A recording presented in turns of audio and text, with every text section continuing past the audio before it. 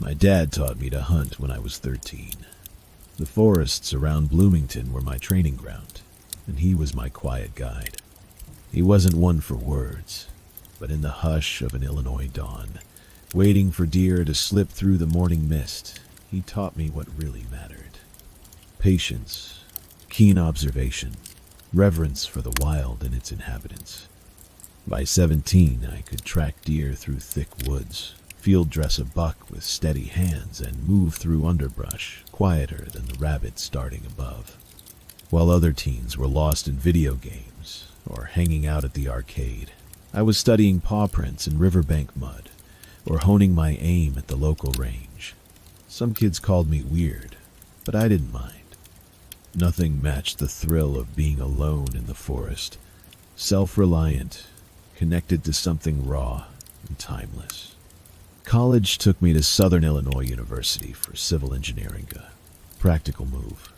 My heart, though, stayed in the wild, and I spent weekends seeking out any pockets of nature within a few hours' drive. Those 4 years felt like a means to an end, a path to independence. Lecture halls never came close to the lessons my dad passed down with his weathered hands and silent wisdom. After graduation, I took a job at Ozark Engineering Solutions in Joplin, Missouri. The salary was solid, and the career track promising, but what really drew me was the proximity to the Mark Twain National Forest. I could build a future and keep the wilderness close. That was 7 years ago. The engineering work suited me. I had a sharp eye for spotting design flaws before they turned into costly fixes. My coworkers respected my precision. Clients valued my no-nonsense approach, and I climbed the ranks, eventually overseeing the infrastructure projects division. But with success came late nights, constant client emails, and deadlines that kept me chained to my desk longer than I'd like. I met Sarah through a work project.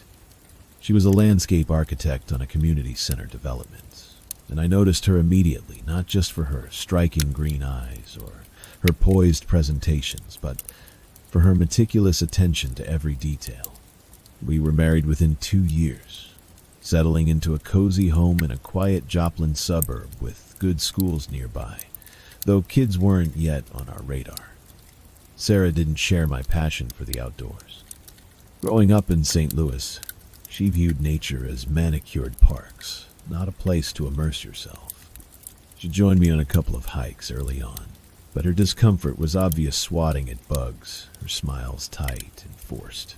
"I don't see the appeal," she admitted after a sweaty bug-filled trek.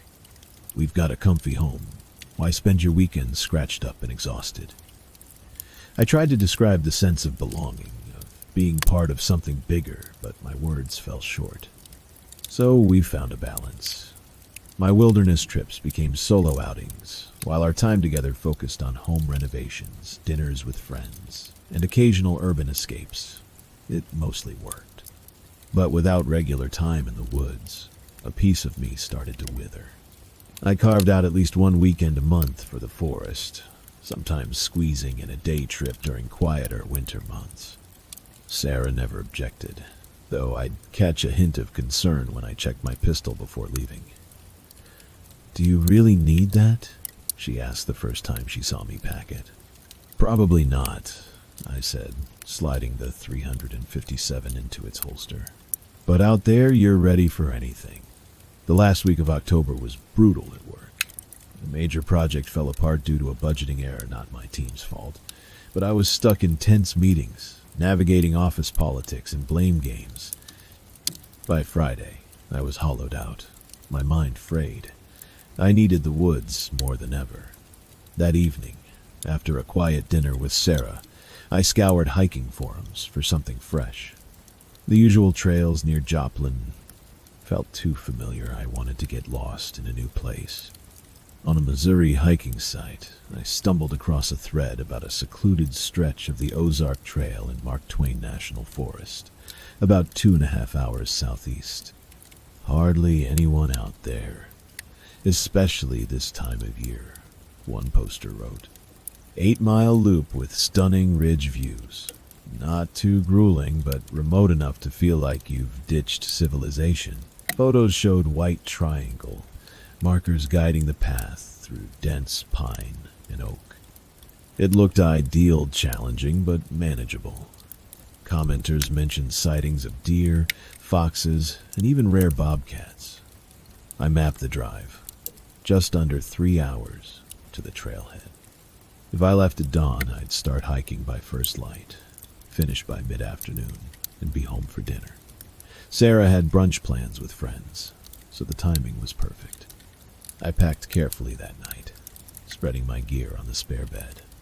A day pack with 4 liters of water, energy bars, dried fruit, a first aid kit, a compass, and a paper map to supplement my phone's GPS. I tossed in a flashlight, extra batteries, and a thermal blanket precautions my dad instilled, always planning for an unplanned night. My hunting knife went on my belt, and I checked my .357 revolver, loading 6 rounds and securing it in its hip holster. Missouri's concealed carry laws permitted it, and in isolated areas, it was insurance against wildlife or trouble. I laid out my clothes. Moisture, wicking layers, a wool shirt, a puffy vest, a waterproof shell, thick socks, and broken-in boots. The forecast called for highs in the low 50s, cool enough to keep crowds away. Sarah leaned in the doorway as I packed, smirking. "Prepping for doomsday?" she teased. "Just the essentials," I replied, chuckling. "It's a new trail I found. I'll be back for dinner." She nodded, crossed the room, and kissed my cheek. "Stay safe. Cell signal's spotty out there. Always, I promised. I'll text when I'm heading back." I barely slept, wired from excitement and lingering work stress. By 4:00 a.m., I gave up, showered quietly, and dressed in the dark. Downstairs, I brewed a thermos of coffee and grabbed an apple for the drive. Before leaving, I lingered in our bedroom doorway, watching Sarah sleep, her blonde hair spilling across the pillow, her breathing soft. A protective warmth stirred in me. I knelt, kissed her temple, and murmured, "I love you," knowing she wouldn't stir. Outside, the cold bit at my face. I loaded my gear into my Chevy Silverado, scraped ice off the windshield, and fired up the engine. The neighborhood was silent, just a few streetlights glowing. As I pulled out, I felt lighter alone, headed for the wild. The drive was peaceful, Joplin fading into country roads as I took Highway 65 southeast. My headlights pierced the dark folk music, humming softly as I sipped coffee. After nearly 3 hours, I hit the forest access road, a rutted dirt track my truck navigated easily. The sky was turning from black to indigo, the trees still shrouded. The trailhead parking was a small clearing, space for maybe 5 vehicles. Mine was the only one exactly what I wanted. I shut off the engine, listening to it cool as the first birds sang. My watch read 6:50 a.m., right on time as daylight seeped into the forest. I slung on my pack, adjusted my belt for quick access to my knife and revolver, and locked the truck. The air smelled of cedar and wet soil, sharp and fresh. At the trailhead, a faded wooden sign showed a map and rules. I snapped a photo to back up my map. The white triangle markers stood out against the bark. With a last look at my truck, I stepped onto the path, unaware this routine hike would change everything. Until then, I thought I knew the wilderness. I breathed in the crisp Ozark air, the temperature hovering around 40, leaves crackling under my boots. I locked the truck and headed for the trailhead, 30 feet away, marked by a carved sign. Work stress budgets, emails, office tension dissolved. This was why I came, to feel like myself, not some suit stuck in conference calls. The trail wove through pine and oak, their bare branches letting slivers of sky show through. I kept an even pace, my breath matching my strides. About a mile in, the path climbed a ridge, not too steep but enough to warm me. I unzipped my shell part way. At the top, I paused to admire the view hills rolling out in shades of amber and crimson. A lone hawk soared above, vanishing behind a far ridge. I scanned the ground, spotting fresh fox tracks and signs of deer foraging. My dad taught me to read these clues, not just for fun, but to grasp the forest's pulse where animals fed, drank, or hid. The trail dipped into a narrow valley with a stream trickling over mossy rocks. I'd been hiking for just over an hour, so I stopped, perching on a stump to sip water and refill my bottle from my reservoir. Then a stench hit vial, like rotting meat mixed with a sharp chemical tang. It wasn't natural decay. It was too potent, almost synthetic. I covered my nose, muttering, "What is that?" Thinking it might be a dead animal. I scouted the area, circling the stream. The bare ground should have revealed any remains, but I found nothing. No carcass, no disturbed soil, no explanation. After 10 minutes, the smell stung my eyes, so I gave up and moved on. It faded after a half mile, and I breathed easier, dismissing it as some odd forest anomaly.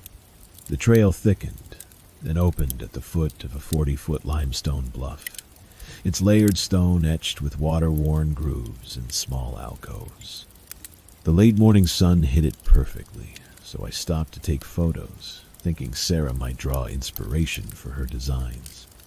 My GPS showed I'd covered 3 miles, nearly halfway through the loop, on pace to finish by early afternoon. As I tucked my phone away, I heard a crack, then rustling about 60 yards off the trail. I froze, listening. Another crack, heavier, like something big moving through undergrowth. Probably a deer or fox, I thought, though bobcats were possible, if uncommon, here. I waited, but when no more sounds came, I shrugged and continued. Wildlife was part of the experience. The path tightened, weaving through denser trees, the shade cooling the air. I zipped my shell back up. The trail dropped into another valley, rougher than before. I adjusted my pack and pressed on, relishing the solitude of no hikers. No chatter, just me in the forest, exactly what I'd craved. But that calm was about to shatter. The descent into the ravine was steep, the path strewn with roots and loose rocks. I braced against trees, the effort warming me despite the chill. At the bottom, a seasonal stream held only scattered puddles. I stopped to drink and check my map. The climb out would mark the trail's midpoint. The ascent was tough, my breath ragged, forcing me to pause twice. The forest felt denser here, trees crowding in, shadows deeper. No matter, I'd tackled worse. After 25 minutes, I reached the ridge, marked by a faded sign. Trail midpoint, 4 miles. I'd made decent time, just under 2 hours. I dropped my pack, stretching my shoulders, the view less open than before, just endless trees. Then that stench returned, worse, so intense, I gagged. I pulled my shell over my nose, but it barely helped. It was like spoiled meat mixed with something acrid, wrong. I scanned the clearing. No remains, no water, nothing to justify it. The smell seemed to be everywhere. Then I noticed the silence. No birds, no critters, no bugs, just an eerie void. My neck tingled, that hunter's sense of being watched. My hand grazed the revolver's grip. I listened, hearing nothing for long moments.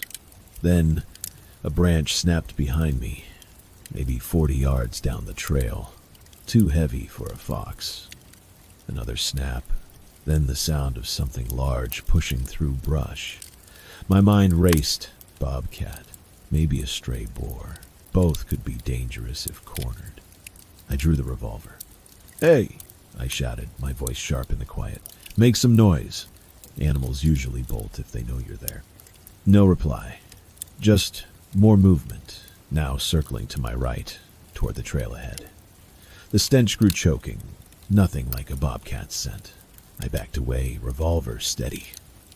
"I'm armed," I called in case it was human. More snapping branches, deliberate, like it wanted me to know it was there. My throat tightened. I grabbed my pack, slung it over one shoulder, and moved faster, glancing back every few steps. The sounds kept pace, just out of sight. The trail narrowed through younger trees, and I tripped on a root, catching myself. In that split second, the sound surged closer, sensing weakness. I spun, revolver raised, but saw nothing, just empty trail and still trees. The smell was so thick, it burned my lungs. Instinct took over. I jogged, revolver in hand, thumb on the hammer. 6 rounds, I reminded myself. The trail curved, and I spotted a fork ahead marked by a sign. Loop continuation, 4 miles. Return to trailhead, 4 miles. I'd planned to finish the loop, but that felt foolish now. Something was stalking me, something that didn't behave like any creature I knew. I took the left fork, heading for my truck. The sound stopped abruptly, the silence more unsettling than the chase. I paused, listening. Nothing. The smell lingered, like rancid waste. After 60 yards, the sounds roared, back crashing now. No stealth. Branches broke, leaves crunched under something heavy. It wasn't just following, it was hunting. Adrenaline surged, and I ran, revolver gripped tight. The crashing grew louder, closer, the distance shrinking. I didn't look back, couldn't risk it. The trail twisted through dense trees, my boots kicking up dirt and leaves. The stench was unbearable, growing stronger with every stride. I vaulted over a fallen pine, hoping it would slow my pursuer. The sounds paused, then resumed, faster, louder, rounding a limestone outcrop. I froze. 40 yards ahead, a tall, dark shape stood half hidden behind an oak. Not a hiker, not a hunter too tall, too motionless. The crashing stopped, the forest silent except for my heaving breaths. I raised the revolver, sights steady despite my racing pulse. "Who's there?" I called. "Show yourself." No answer. The shape tilted its head slightly. "I'm armed. Step out," I shouted. Slowly, it stepped forward. My mind recoiled. It wasn't human. Nearly 9 feet tall, its limbs were unnaturally long and thin, its pale skin stretched tight over bone. No clothes, no gear, just that grotesque form. Its face was worse. Sunken eyes that seemed to devour light, a gaping mouth lined with jagged, needle-like teeth. "What the hell?" I whispered. It tilted its head at an impossible angle, sizing me up like prey. "Stay back!" I yelled. "I'll shoot!" It glided forward, moving with an eerie, insect-like grace. I fired twice, the shots ringing off the rocks. Both hit its torso, I was certain. At that range, anything should have collapsed. But it didn't react, didn't bleed, just stared. "No," I said, shock overriding fear. "That can't be." It rose to its full height, mouth stretching wide. A screech ripped through the air, not animal, but a jarring, high-pitched wail that clawed at my brain, blurring my vision. I covered my ears, nearly dropping the revolver. When the sound stopped, it crouched, long arms dangling, poised to lunge. I turned and ran. It gave chase, not crashing, but moving with unnatural speed. Too many steps for 2 legs. I glanced back and regretted it. It was on all fours, limbs bending backward and sideways like a spider, closing the gap too fast. I pushed harder, branches slashing my face, lungs screaming, the revolver heavy in my hand. I fired another wild shot behind me, knowing it was futile. The trail dropped into a dry creek bed, steep and rocky. I half slid down, splashing through a puddle, then clawed up the other side, grabbing roots and stones. The revolver stayed in my grip. The sounds paused at the creek, then surged again, faster. It knew I was slowing. My boot hit loose gravel, and my ankle rolled. In that moment, something razor sharp sliced across the backs of both legs, just above the knees knot claws, but like a blade of glass or ice, cutting through fabric and flesh. Pain exploded. My legs gave out, and I fell forward, my head striking a boulder. The revolver flew from my hand. Darkness swallowed me, the stench of rot and chemicals suffocating. Cold jolted me awake, piercing and deep. I opened my eyes to a twilight sky through bare branches. For a moment, I was lost. Then it all crashed back, the creature, the chase, the attack. I tried to move and screamed as pain ripped through my legs. My pants were drenched with blood, both legs twisted at unnatural angles, shattered. The forest was silent, no birds, no bugs, no creature. Its smell lingered, fainter but unmistakable. My watch read 3:15 p.m. I'd been out for over an hour. The sun was sinking, darkness would come fast. My phone had no bars, and I was at least 2 miles from the trailhead. I found the revolver nearby, 3 rounds left, and tucked it into my waistband. Survival mode kicked in. Crawling was my only shot. I rolled onto my stomach, biting my sleeve to stifle the pain, and dragged myself forward, elbows grinding into the dirt. My pack stayed on, heavy but vital. The white triangle markers guided me, each one a small triumph. The sun sank, the pain a relentless roar, my world shrinking to the next marker, the next inch. Blood trailed behind me, my feet numb, sharp agony flaring when my legs hit roots or rocks. By 5:00 p.m., the woods darkened under the canopy. I used my flashlight, holding it in my teeth, the beam catching the markers. The cold deepened, and I shivered uncontrollably. I wrapped my thermal blanket around my shoulders, its rustling loud in the silence. The forest felt hostile now, every shadow a threat. My GPS showed I'd crawled less than a mile in hours. The trailhead was still over a mile away. Pain became its own force, screaming with every move. At 9:30 p.m., I rested briefly, eating an energy bar and drinking water to keep going. My arms trembled with exhaustion, my hands numb. By midnight, the flashlight dimmed, and I couldn't swap the batteries with frozen fingers. The trail widened slightly, my GPS hinting I was nearing the final half mile. Seeing the trailhead sign in my beam brought tears of relief. The last 100 yards over gravel tore at my skin, each piece like knives. I reached the truck, dragged myself up to open the door, and hauled my broken legs inside, nearly fainting from pain. I locked the door, started the engine, and let heat flood the cab. Driving with shattered legs was torture. I used my hand to press the gas, steering with the other. The 25 miles to the highway took over an hour, each rut agony. I hit the highway at 2:45 a.m., Willow Springs 35 miles away. Exhaustion and blood loss made me drift, but I cracked the window to stay alert. A gas station's lights appeared on Willow Springs' edge. I pulled up to the entrance, leaned on the horn until the clerk appeared, and blacked out as he approached. I woke in a hospital, machines humming, IV in my arm, legs in casts. Sarah's tear-streaked face hovered above me. "You're safe," she whispered, gripping my hand. "You're at Ozarks Medical Center." Dr. Carter explained my injuries. Multiple leg fractures, severe blood loss, hypothermia, and a concussion. He asked what happened. "Something attacked me," I said. "Not an animal, nothing I've ever seen."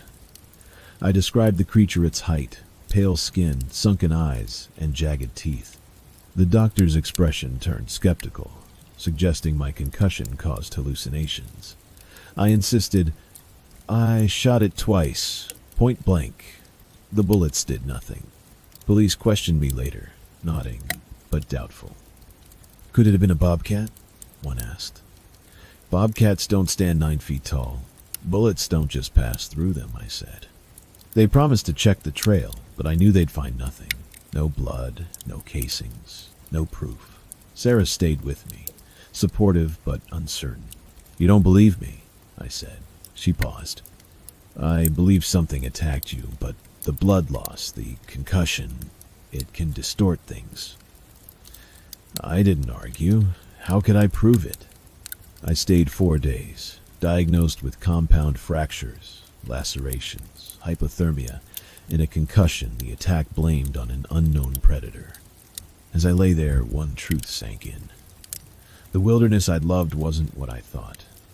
It wasn't solace or freedom, it was danger. Home to something impossible that had hunted me, toyed with me, and let me live. The doctor said I might walk again with therapy, but hiking was over. That was fine. I'd never set foot in the woods again. What I saw was real, not a bobcat, not a hallucination. Something that shouldn't exist had shown me the forest's true face, and I'd carry that truth forever.